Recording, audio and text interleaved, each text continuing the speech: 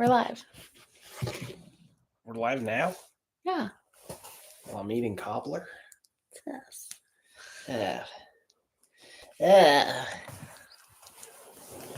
I made us a cobbler for the movie. Devin got a little extra. Because I'm fat. No. We just finished The Substance. We watched The Ugly Stepsister the other day. And we were going to record an episode on it. And I've seen The Substance a bunch of times now. I originally watched it at the movie theater on Halloween.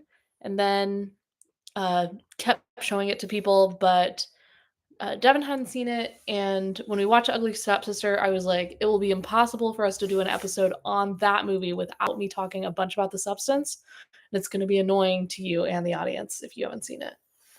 So we just finished The Substance literally minutes ago, and here we are to talk about both movies with The Substance being a little bit more fresh.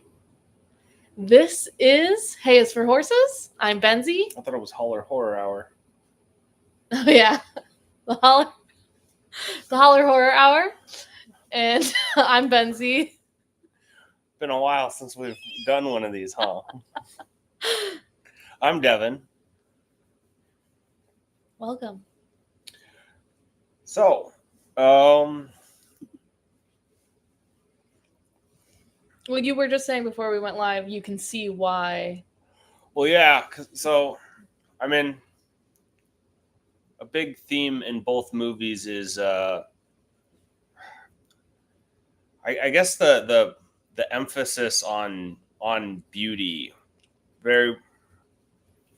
So I see the similarities. I see like the pursuit of fame, fortune, and like being beautiful and everything, and you know the things that can bring to someone. They do have some very distinct differences though. When I look at them, because like the substance does have a big difference in that, like, the woman taking the substance isn't exactly reaping any noticeable benefits other than there's kind of a person out there, a part of her out there that's young, beautiful, and getting everything that she wanted. Whereas the ugly stepsister is much more like directly self-inflicted for the sake of boosting the self up. Yeah, I do think another theme that's common amongst them though isn't just like the desire to be beautiful, but it's specifically like to get this thing, which in both movies I feel like is kind of not even treated very well by a man. Yeah. Like that's the goal of the beauty. Yeah, there's definitely themes of like, patriarchy, seeking out of powerful male attention. They definitely display them very, very differently. I mean, Dennis Quaid. Yeah, Dennis. There's no beating. Yeah, he was a delight to watch.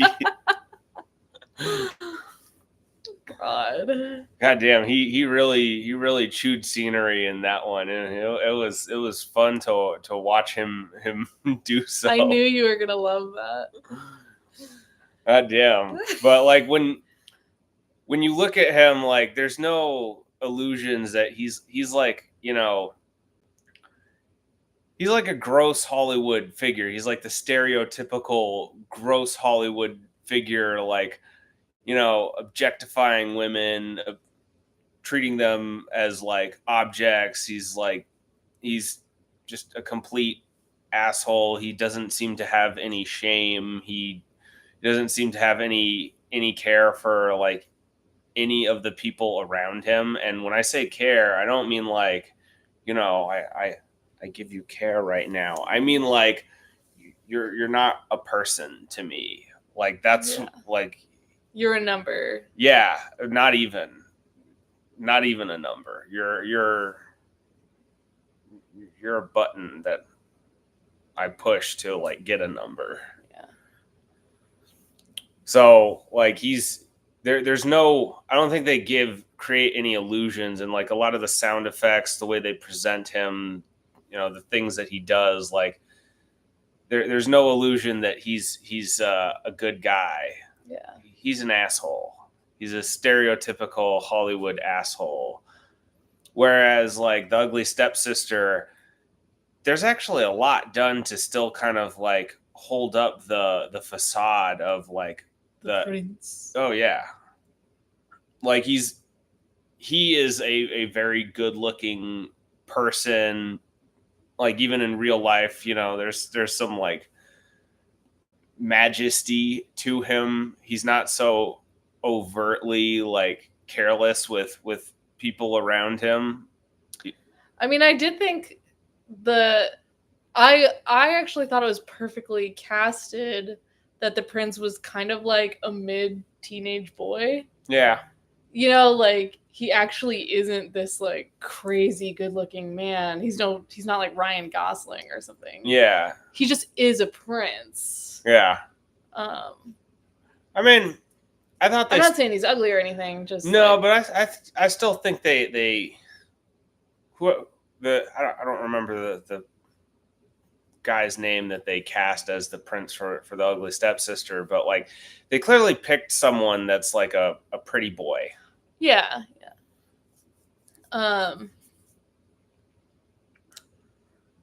So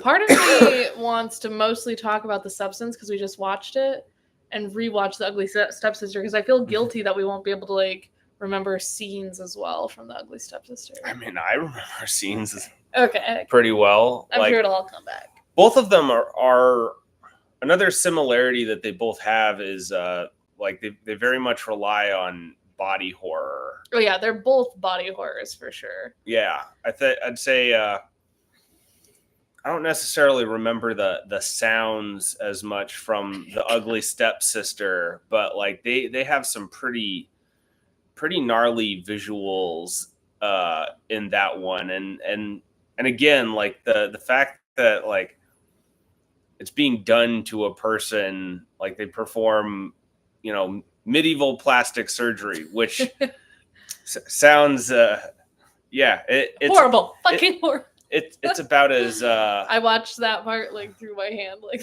it's about as bad as it sounds, as it's as good as the medicine actually was back then. But in The Substance, this is something I was saying to Devin. I was like, no matter how much I look away, I can't escape the sounds of this freaking movie. The Substance, they very much played up the sounds horror with everything. Yeah, the music was incredible in both, but The Substance, like the sound engineering in general, like I think it's really good. And not even just for like the horrific parts, they very much played up the sound to just everything, amp up other scenes, amp up the tension in various scenes. Like just there's a bit where she's pissed. She's pissed at her younger self, like taking advantage of her and getting all of the attention that she wants, and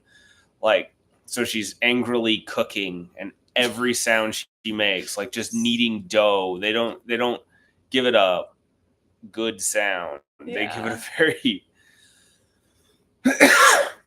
very visceral, gross kind of sound. Well, and I love that you mentioned while we were watching it that it reminded you of Bone Tomahawk.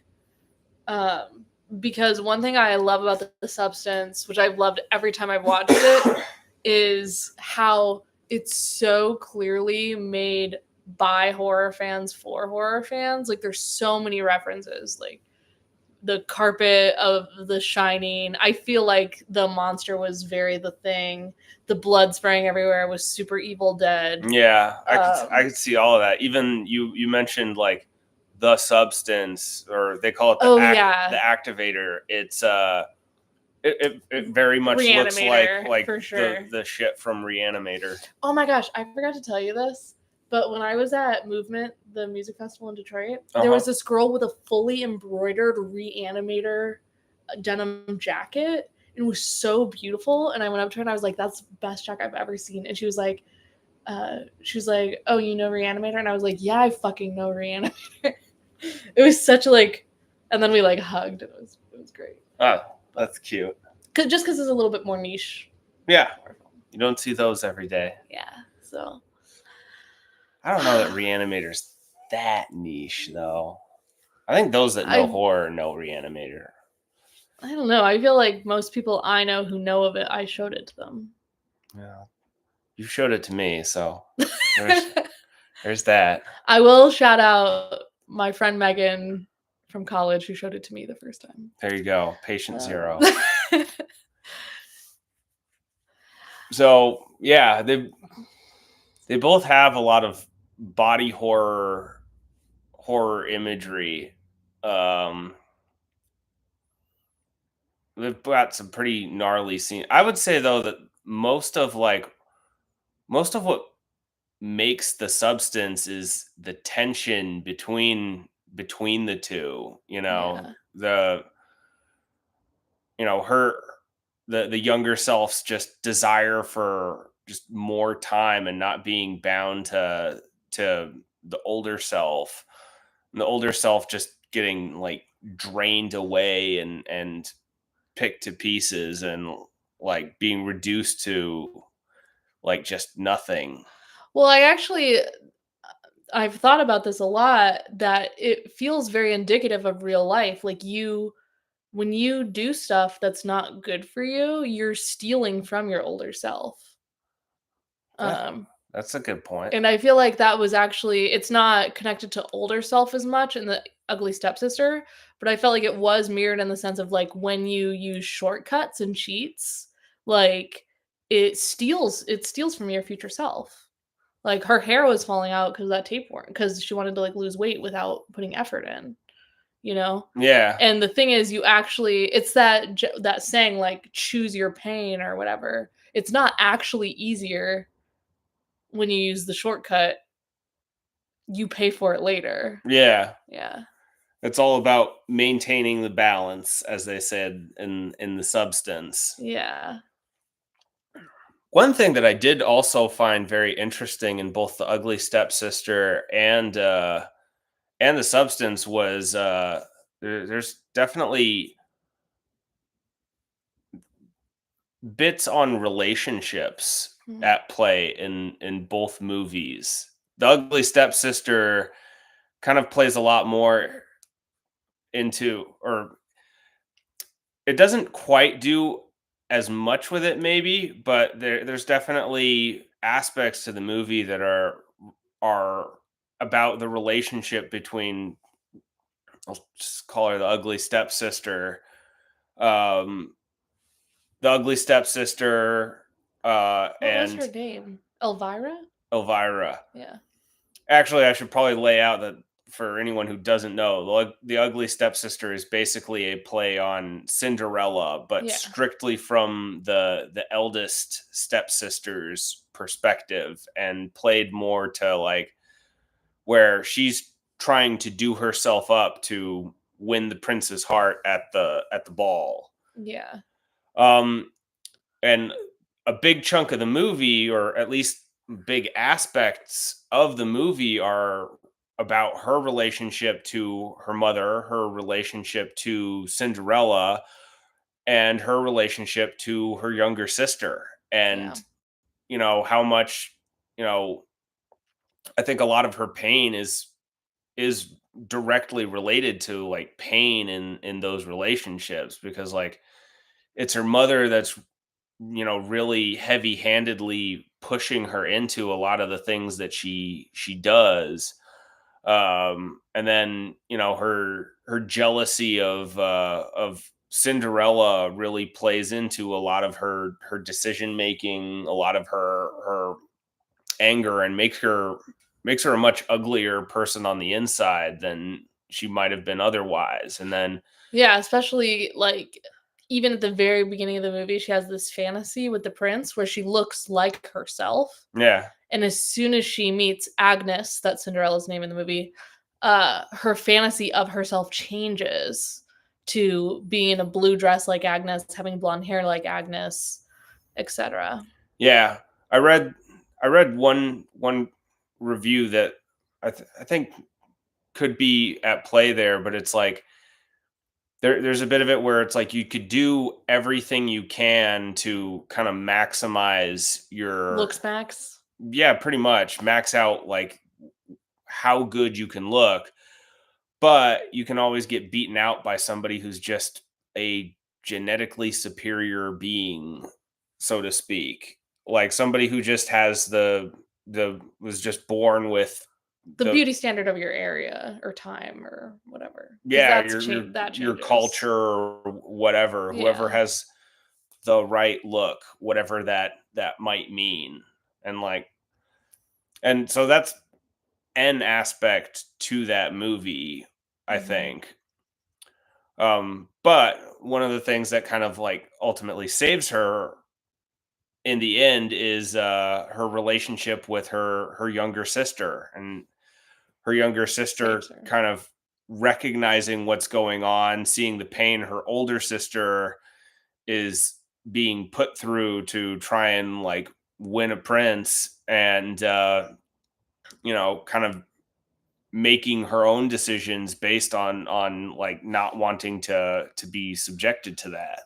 Well, that's one thing I felt like was interesting in The Substance is when I watched it and every subsequent time I'm like, all this woman needed was a single female friend. Well, Like she had no friends and her entire existence was like to please men that essentially. show, Yeah. like that's one of the things that struck me and made me think about the relationships in like the Ugly Stepsister, is that when you look at The Substance, they actually do a lot to kind of highlight just how fucking lonely she is. Yeah. Like she has nobody, she doesn't have any friends, she doesn't like have any relationships to anyone that we could speak of. It's like her entire life is just dedicated to this show that she's about to lose. And it's like, damn, all the fame and fortune you had when you were younger, everything you did up to this point, and you don't have a single relationship, Well, like that's the not thing. one person you could call to just say hello. Is she gets to be young and beautiful again, right? And what does she do with it? She goes right back to just live the same life. Like, Well, presumably we don't actually know like how she lived when she was that young, but it certainly like stands to reason that's a reflection of like what she did when she was young. but she goes to the same shitty producer, the same, like, not even what she did when she was young. She goes back to live the life her 50-year-old self was living, except Yeah, in a lot of ways. fucking hot guys. Well, yeah, pretty Yeah. much going out drinking and partying and like just, I don't want to say she, like, it's hard to say if like in her true younger days if she was, so careless with the future, and because it's not like, not we're not really given any reason to believe that she's going to lose everything if she loses that show. It might just be, she's retired now, or she could get another gig. But it's like, so like we don't really know what the full like situation is for her, but uh they definitely they, Well, they when you're 50, it stops. I get what stops.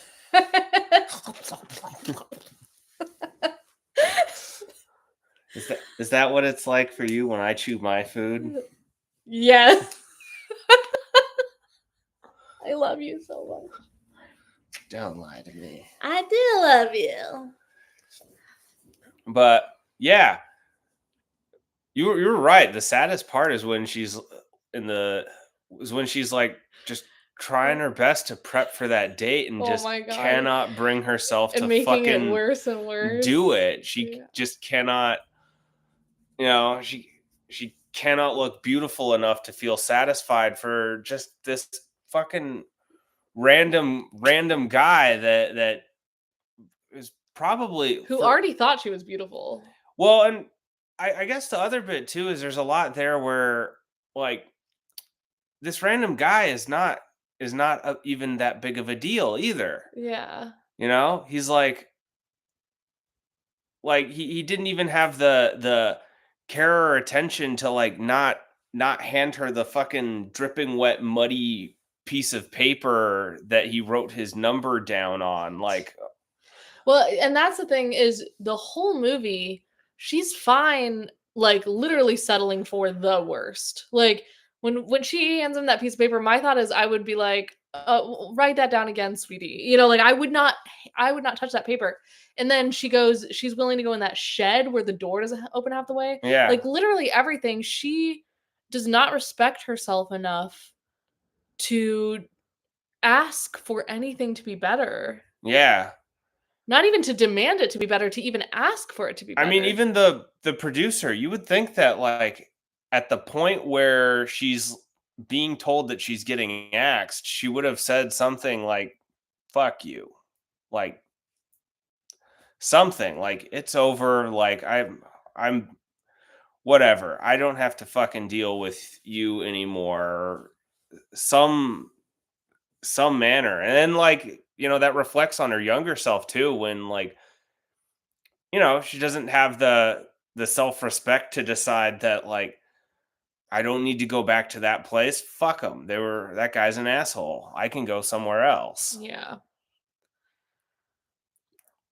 Yeah, I think it's very clear if they are one, right? Yeah. She didn't love herself, Yeah. and that comes through in every aspect. Yeah, and every action she takes. Yeah. And even the like, you said it right away, and I definitely thought it when I saw the movie of like, she doesn't build a comfortable place for herself. Yeah. Like, if I had the situation, I can't imagine taking the substance, but if I did, I imagine like I would create like a cozy little like, here's where my sleepy self has to be for a week. Well, yeah, well, like I don't know how cozy I'd make it, but like goddamn, like I wouldn't like leave my other self there with Crinked like neck on the fucking floor. like ah shit. Like you're gonna wake up and you're gonna feel that. Let's get you get her a fucking pillow at Well, least. there was a Like tiny bit in the beginning she put a towel under her head. And yeah, it got worse and worse. yeah. But I well and like that didn't go in either direction too. Like well, because she still felt so jealous of the younger self. Um, it was like a weird thing. It's like you're the only part of me that's lovable, but also I hate you. yeah, Um, which I actually think I don't know how you feel about this, but I think it's reflective of a lot of mother-daughter dynamics as well. Of like you better oh yeah, I've be had that. the best possible so I can like so you're a part of me that's amazing, but also like I'm also going to always resent you for anything you do better than me or that you get to be young or things like that. Every mother daughter dynamic. No, I'm just saying many. Many. And even the thing on TV of like this like you better credit me, like Well, I you mean, wouldn't exist without me. Like that phrase. yeah, I've definitely I've heard that from Yeah. before. You have a mom? Allegedly. But also at that point, it's also complicated because like her body is literally getting like Eaten. yeah drained of all of its life force. Okay, did you notice in the movie that only 2 lockers have numbers? I did notice that. Yeah. So I don't think anybody else was taking the substance. Can't imagine why.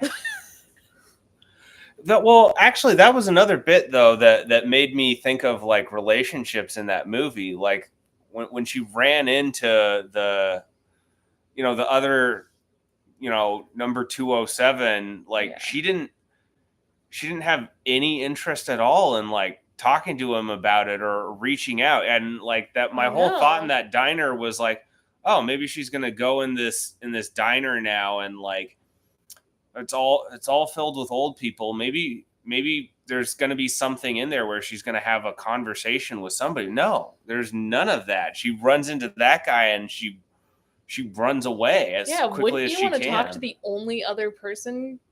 Yeah. Like, Yes, I would. I would. Yeah. Not to mention, like, she doesn't. She also like. There's no attempt for them to like talk to each other at all either. I feel like at a certain point, I Oh, I would. would totally leave little notes to myself. Yeah. I mean, not that I really don't think I would do it. Do you think you would do it? The substance. Yeah. I don't think so. Well, because like for me, I never want to entirely say no because I get curious. I get curious, and I was like, okay, let's try it once and see how bad it is. But I guess I just don't even get it because you don't, from yeah, I wouldn't. my perspective, it doesn't seem like you even get to experience it. Yeah, well, that's partially why like I found myself a bit like confused by the draw for it. It's like what do I actually get apart from to be a fucking living living food source for someone, like I don't like, even in my 50s, like I can't see getting anything out of that. Yeah. Even for like, that first time around, like there didn't seem to be any manner, any thought of like, what am I getting out of this? Also, Demi Moore looked fucking hot. Oh yeah. And I love that they returned to like later on. It's like I would kill to fucking look like I looked when I hated how I looked. Did that sentence make sense? I mean, yeah, I'm not quite sure what you mean in the movie. Like later on, as Demi Moore's body is decrepit, Uh-huh. she would give almost anything to look how she did at the beginning when she hated how she looked. Oh yeah. Like even when she only lost her finger, it's like, Yeah. if I could please go back to that, I would end this now. Yeah. In too deep. Yeah. That's where like I feel like, well, and that's where like the breakdown in communication to me was, well, there was no communication. Like that's like, actually that was something you also alluded to in the movie, how like there's just all these directions that get given out, that the way communication is done in the movie, it's like there's just all these vague directions that everybody just figures out like what to do. Like you even alluded like the billboard where New show. Yeah, Sue gets a new show and it just has Sue on it and it says new show. Like, you no channel, no time. What the fuck am I supposed to do with this? Like, and even like you would think that something like the substance, when you're injecting it into yourself, like you don't get a fucking cell phone without a manual that's thicker than a Bible. Yeah. So like for that substance to be delivered and like the directions to just be like 4 flashcards in very big letters, it's like, what kind of fucking instructions are these? How the fuck am I supposed to know what all this shit is? Still couldn't follow. Well, no shit. Well, she couldn't follow them. They were shit directions. Like what the hell? What the hell is this crap? Even like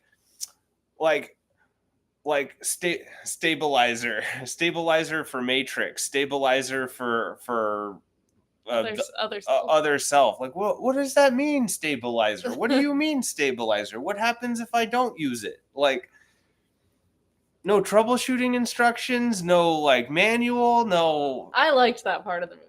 I mean, it fits within the movie, Yeah. and it works very well to kind of just create this world where like there is almost zero communication with anybody else at all. Oh my gosh, I was about to say something. Oh, the one thing I don't like about the substance is, and I imagine, I can't prove this, but I imagine it was some like producer who was like, people won't get it, is all the fucking flashbacks. Like, I felt like there was ways it tried to like hold the audience's hand that it didn't need to. Like reminding you of things that were said throughout the movie, like can't just like reference it naturally. Well, What did you think of that? I didn't mind it that much throughout a lot of the movie because, I guess when I go about my day, a lot of the time, if I'm stressed out about something or like somebody said something to me that really like stuck with me, I think about it a lot. So it was realistic for you. I still think about like some guy that was a jackass to me at the gym 7 years back. Okay. Like I still remember that, like, that guy.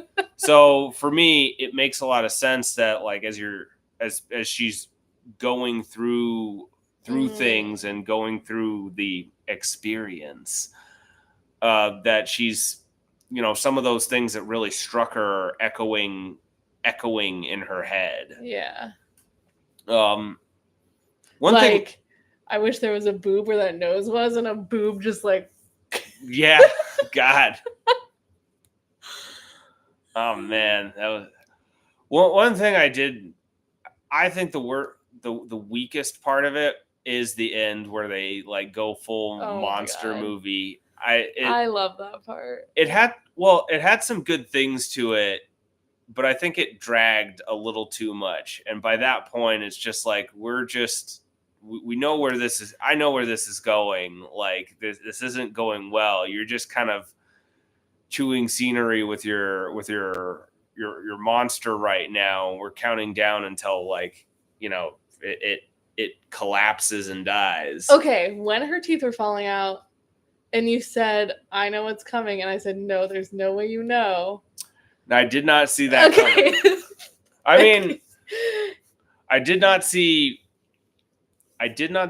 that coming. Yeah. In a way, I did correctly guess what was going to happen, and that it just fucking fell apart at some point. But I didn't see that coming. I just loved when I saw this in the theater. Every time I thought I knew what was going to happen next, yeah, it was like, nope. And then when it puts the fucking earring, yeah, like it was. I feel like this movie, like I agree that final scene drags on a little bit, but to me, what this movie did, and every time I've watched it, it's done this. I feel like I should watch this movie every week. I realistically won't. But the reason is because I feel like it literally like sandblasts new pathways in my brain about my self-esteem. Like I don't even know what being like better would mean for me. Like, what would I get? Well, there's another bit too that, like, going back to the ugly stepsister, because one of the things that really struck me about that movie is like the ball, and specifically after she just gets, Elvira gets trounced by Agnes. The natural talent rolls in, and takes the prince right from her. There are other good suitors at that ball. And like, she gives up on all of them. Like, granted, we don't really know if any of them were like as good as the prince or whatever, but like there were other suitors that were. Her sister. Yeah, there you go. But like, she's not even interested in them. She's not interested in anything except the prince. Like, it had to be the prince, and she just couldn't settle for anything less than that. And I feel like that's another aspect to the movie, is that enough was never enough for her. Yeah. She had to have the prince or nothing else. And to me, there's a bit in there of, like, various sins, like from I don't know if this is exactly biblical, but like seven deadly sins, where, like, you've got greed, where she couldn't settle for anything except the prince. She's got, Gluttony for sure. yeah, she takes the tapeworm instead of just trying to control what she eats a bit more. There's obviously, like, pride in there. There's vanity. Lust.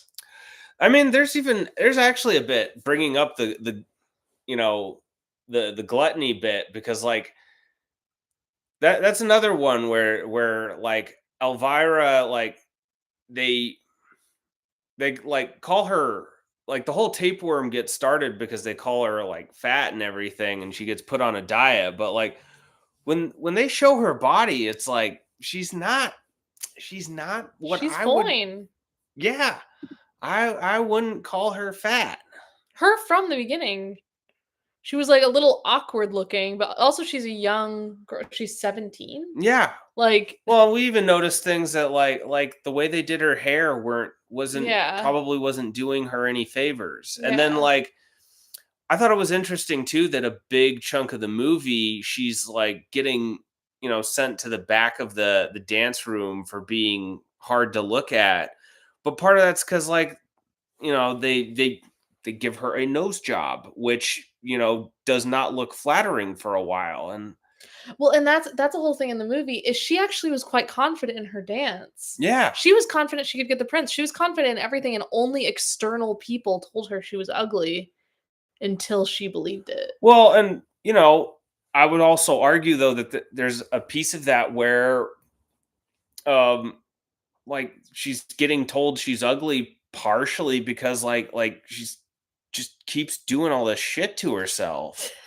Like, as soon as they showed how they were going to do the nose job, it's like she's not going to look good for a while. Yeah. And obviously, there's a bit of fantasy in that the nose job turns out well when you see the setting of the movie. It's like real life. Like, no, that's not I gonna look good do ever. I love in both movies, but it feels like attached to Ugly Stepsister right now of like the fantasy they create.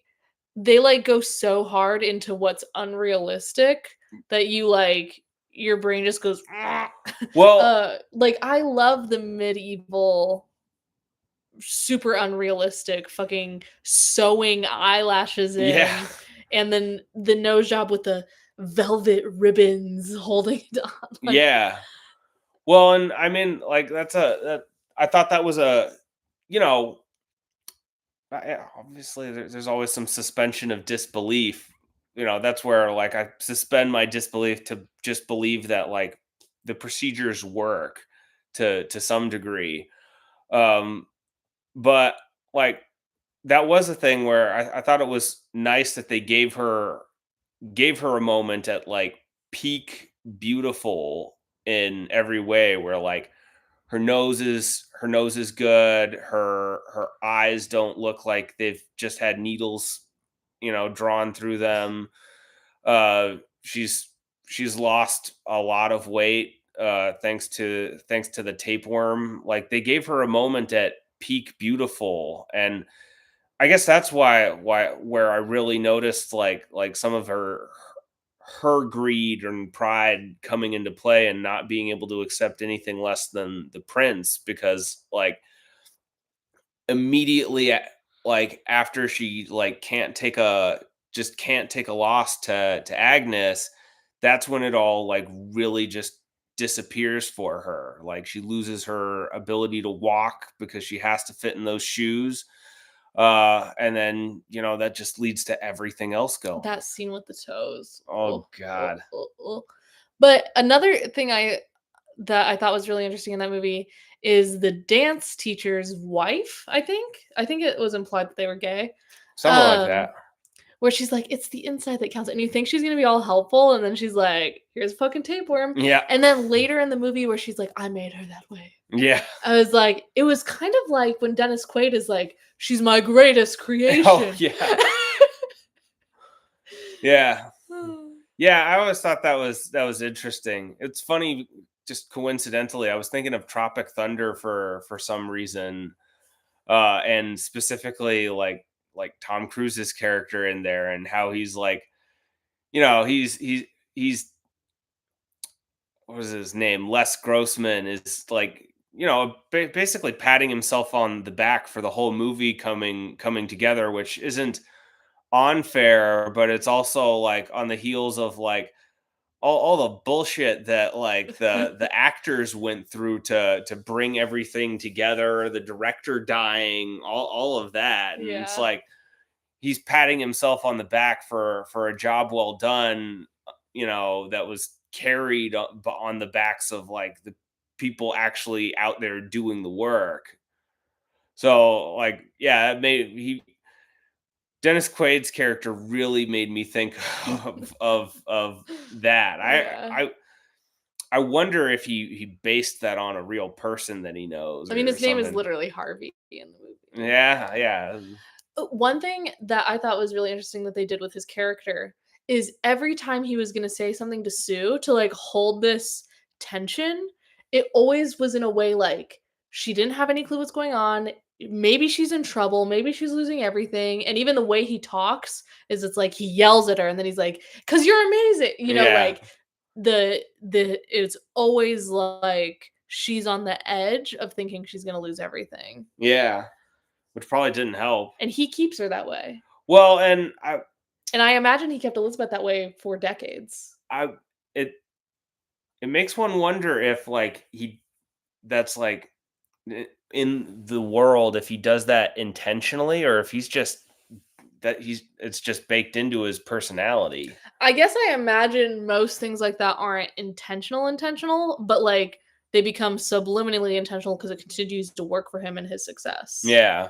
And manipulating people. Yeah, he may not even realize like what a douche he is. He just, it just never crosses his mind that like, oh yeah, I hold all this power over this woman here. It might not be nice or fun for her to like get yelled at like I'm angry and then me show her I'm so excited. I will say one thing I think is a huge difference, which we might disagree on this actually. Okay. We might get in a fight. Oh, I'll get the divorce papers. No, don't do that. I need you.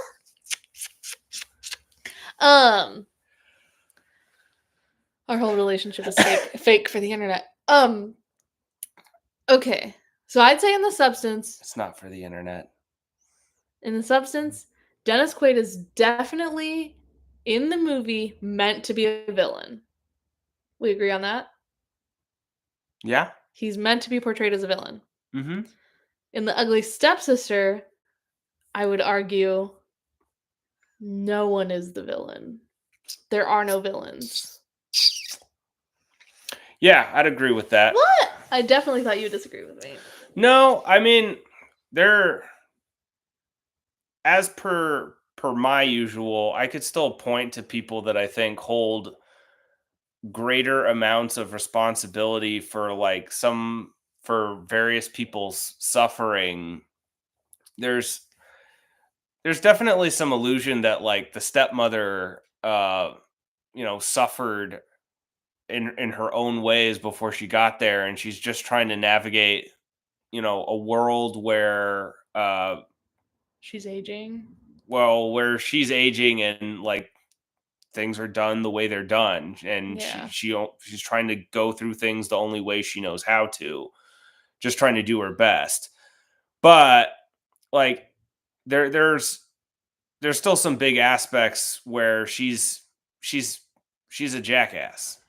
Oh yeah, I would agree. Like, and speaking of relationships again, stepping away from Elvira and The Ugly Stepsister, one of the other bits that crossed my mind when I was with that movie is that it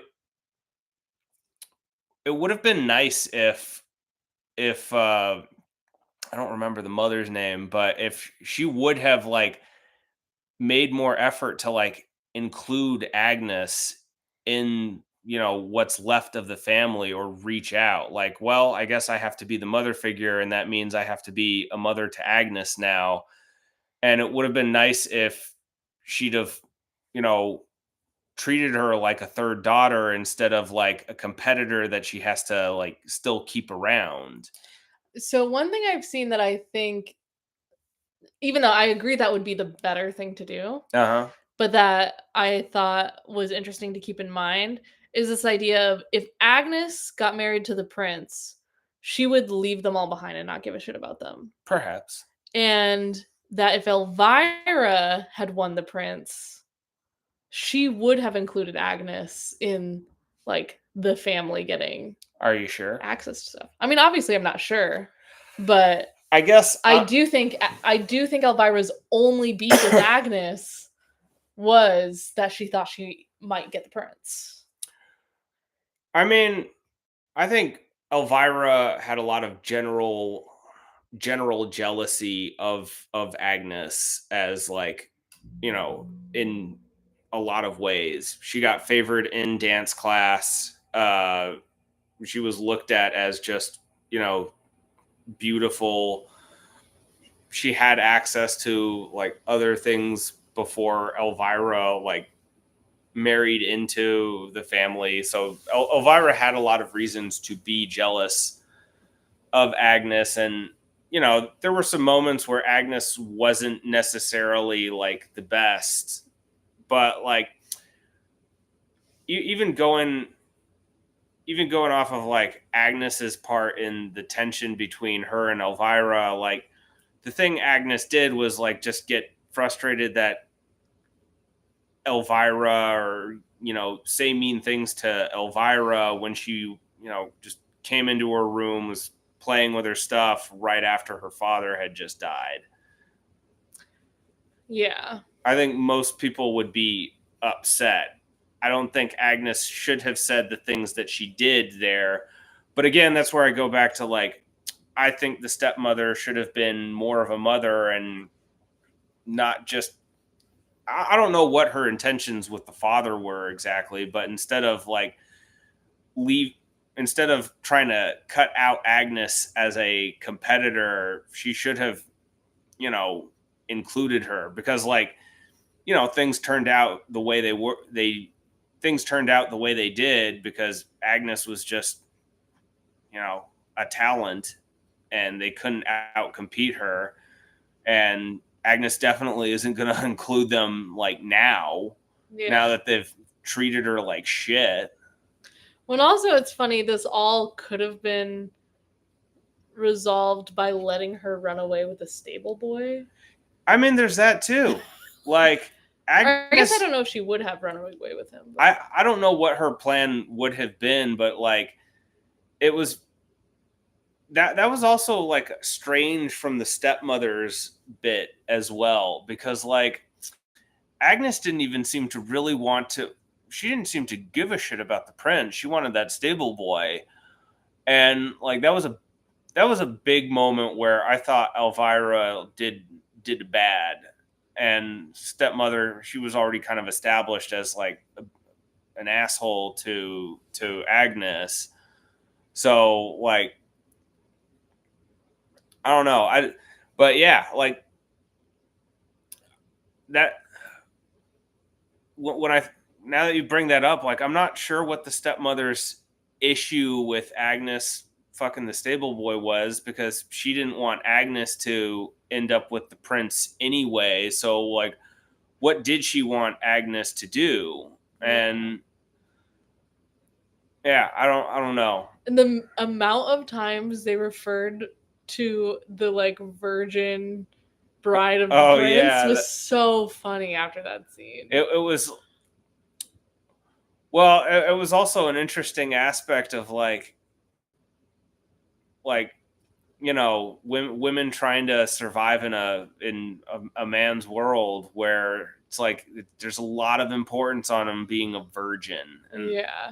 it's like, so if she wasn't a virgin, would that be a deal breaker? Like, why?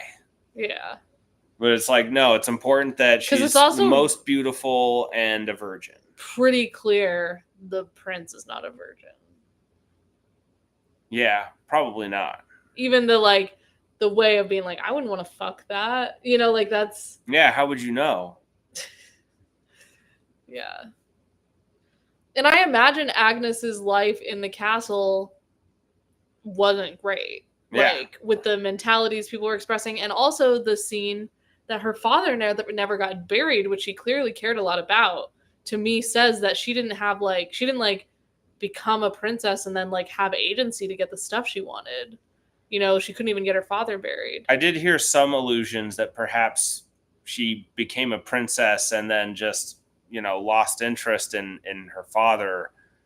I find that a little. She like cried over his rotting body for half the movie. Yeah, I find that a little bit shaky to buy, given that, like, given the amount of magic that came out of that, and the amount of time she spent up to that point, just like, you're spending all this money like on beauty products, and you still haven't buried my father. Yeah, I took it definitely as the prince didn't care enough about her to let her bury her, to like let her have a proper burial for her father. That was how I read that.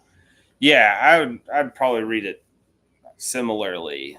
Like, at a minimum, it kind of just shows that, like, all of this stuff happened, and he still, like, never got to be buried.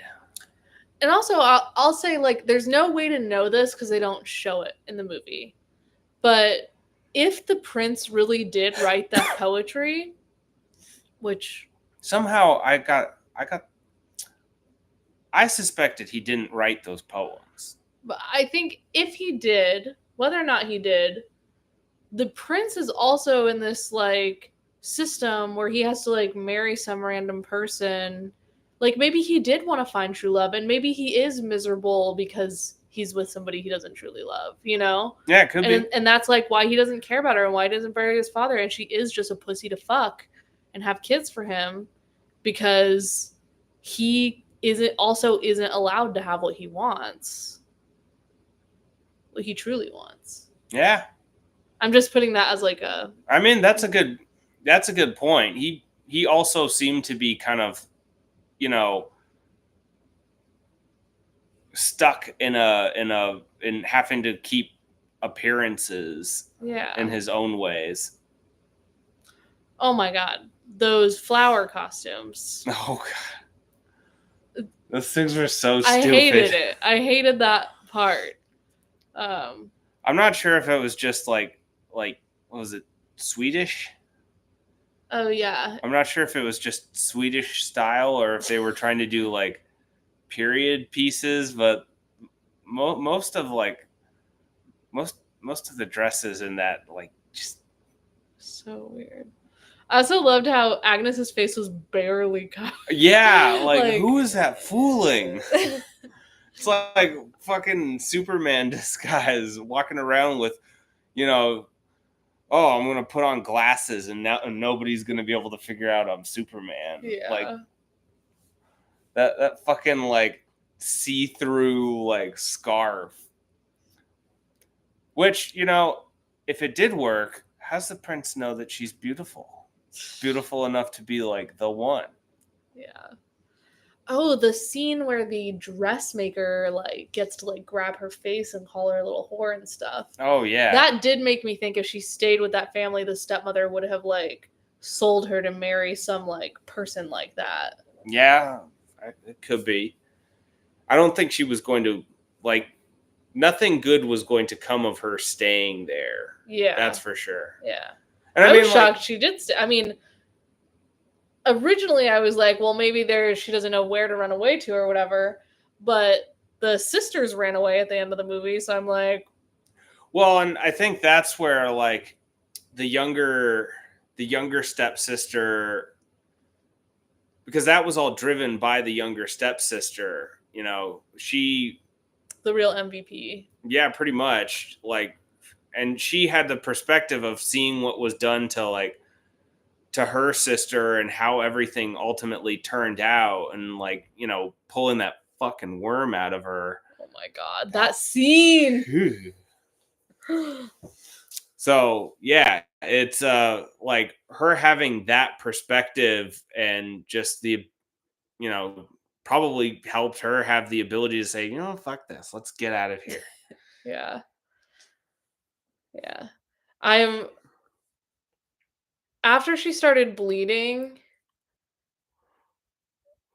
I didn't know it was gonna happen, and I'm kinda glad the movie didn't go farther with it. It was just like she realized, like, "Okay, this shit's gonna start happening to me next Yeah, if I don't get the fuck out." I'm next. Yeah. So, Well, I mean, um that's another reason why, it.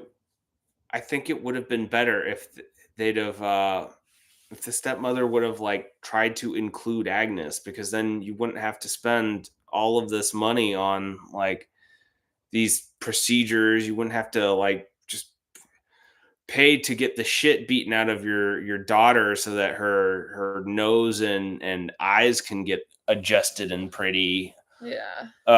You could you could have buried Agnes's father and had Agnes win the prince.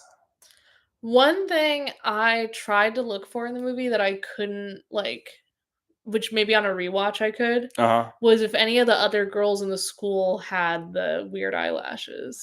Did Yeah, you try to look for that? I didn't. Oh, okay.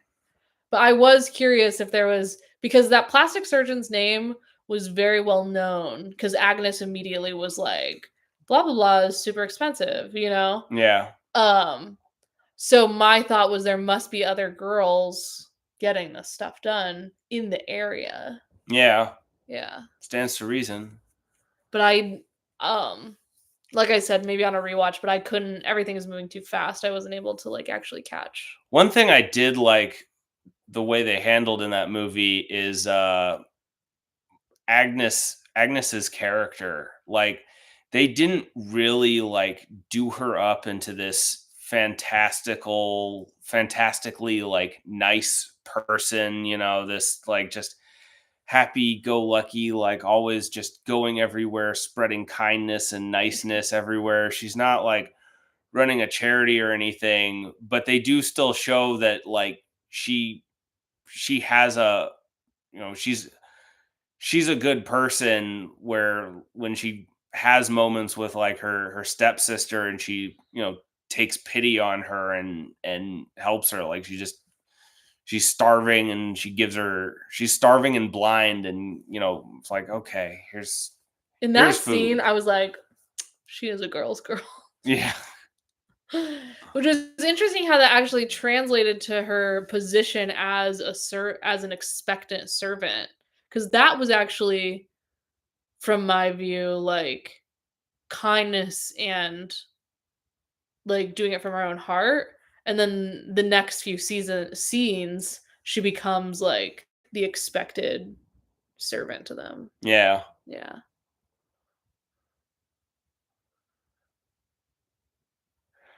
Yeah, I'd rather not. I'd rather not. Yeah, for both of them. What was that question we did the other day? Where if you could get unlimited free plastic surgery, would you get anything? Oh, Because we were watching, but the horrors of reality TV, and there was an episode on the Swan. yeah. Yeah, you could get, what was it, unlimited plastic surgery, or you just get this Plastic surgery. magical plastic surgery where it works, it looks the way you want it, and something like that. Well, I would say it's not magical, but it's plastic surgery by a really good surgeon. So you're gonna have good results, but it's still real surgery. Yeah. Yeah. I I feel like, yeah, you said you would get some things done. I don't remember what I said though. I could imagine, it's really hard for me to know if I really would do it, but like the one thing I could imagine is maybe a breast lift, but I don't know if I could actually go through with it. I think there's only really like two things that come to my mind. One Your is butthole? what? You want to bleach it like Oprah? Does she bleach it still? I don't know if she still does, but I remember she did. How does everyone know she bleaches her Because she butthole? talked about it on her show. Okay. Anyways, Well, two things come to mind. uh, now the only two things that come to my mind are bleached buttholes. Bleach and buttholes. No, I'm sorry. Can you remember? Nah. Please remember. Oh, the two things I'd go for are like my teeth are a little uneven, so maybe fix that. And then I'm worried that I'm like balding on the back of my head. So like a hair transplant? Something I don't know. I always wondered the back of the head, not as much, but when people, I guess I could Google it, but when people get hair transplants because their like hairline is receding, Uh-huh. does that point still recede more and then there's like a bald gap? Or like do they do something to prevent that?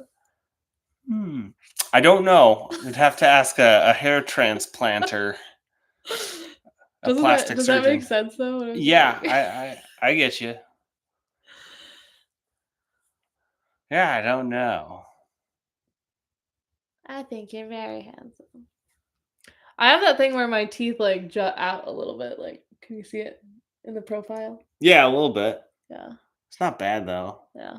They're all even. But You're just a little horsey. I wouldn't change it though. I don't mind my overbite.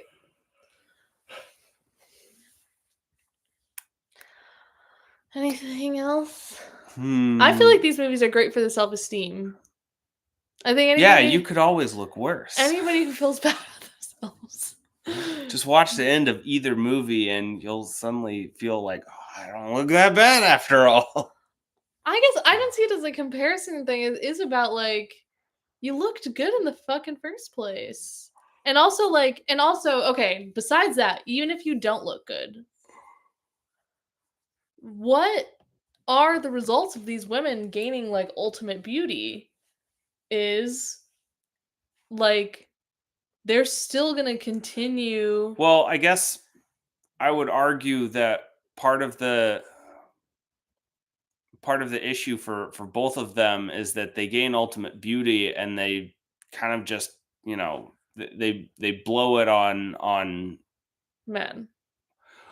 I wouldn't say just men, but they blow it on maybe frivolous things. Like they don't use it to like enrich their lives. They don't use it to like, bring in more relationships or people that they actually like that they care about. They use it to just pursue like, these fictions and fantasies that they have at, and moreover they do so at the expense of good relationships that they could have. Well, I really feel like the message for me from both movies is like take care of yourself. Like respect the balance, right? Like there's no fast way. Take care of yourself because you deserve it. Yeah, you really, really do. Yeah, but yeah, I think, I mean, I like to do things that kind of that take care of myself. I think, I mean, yeah, I think you're a master of that. well, but I do think a reality of life is learning to like to do things that allow you to take care of yourself. Yeah. Like you may not just naturally be drawn to like any form of exercise or anything, there is a portion of it where you have to learn to like something in that area. Just like I learned to like you. And I then learned to like me.